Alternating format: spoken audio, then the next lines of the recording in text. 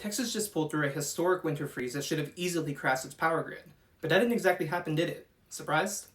There's a huge reason it didn't, and it actually had a lot to do with renewable energy. Yep, the very same kind that Governor Greg Abbott once tried to blame for the state's last catastrophic failure, when further investigations revealed the bigger culprit. And it rhymes with boiling glass. So let's dive in. Since 2021's Winter Storm Uri left millions without power for weeks, Texans have taken aggressive action to up their state's electrical capacity by essentially speedrunning a renewable energy RPG build. And the stats are there. With a land area larger than France, vast amounts of wind and sun, and over 95% of the state under private ownership, Texas is prime real estate for the energy transition. On top of this, an energy deregulation bill cheered on by Enron and signed by this guy ironically paved the way for clean energy to flourish by giving huge rewards to the cheapest forms of energy, now wind and solar. And much of this is benefiting working-class ranchers who are looking straight past fossil fuels propaganda. This is John Davis, a fifth-generation rancher, conservative Republican, and climate skeptic. Didn't really want them. We didn't want those turbines around here, so we told them no 3 times. But then we talked about it, looked at the economics of it. We realized,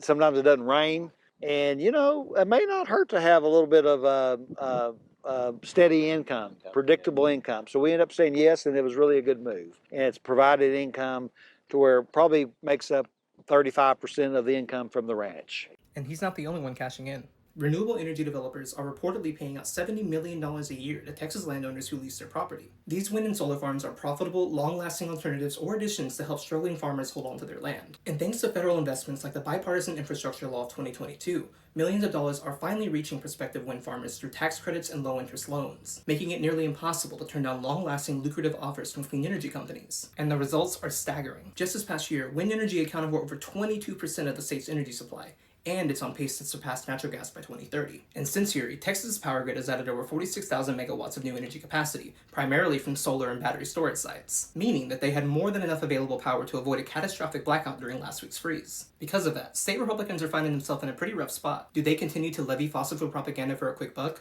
Or do they listen to their own constituents who are fighting back to strengthen the energy grid? Also, remember that federal infrastructure law that I mentioned earlier? It wasn't just about funding clean energy. Last month, the Department of Energy announced that they're issuing a huge grant to pay for a historic new project, connecting Texas to the national power grid. This $360 million grant was already being put to use as construction of weatherized transmission lines were set to begin this year. But on Monday night, President Trump issued an order that froze many federal grants, effectively putting vital projects like these in limbo. It was blocked by a judge and then later rescinded entirely. But his priorities are still clear. Millions of Texas voters are now waiting to see if Donald Trump will step up and protect their livelihood and investments, or set us back again.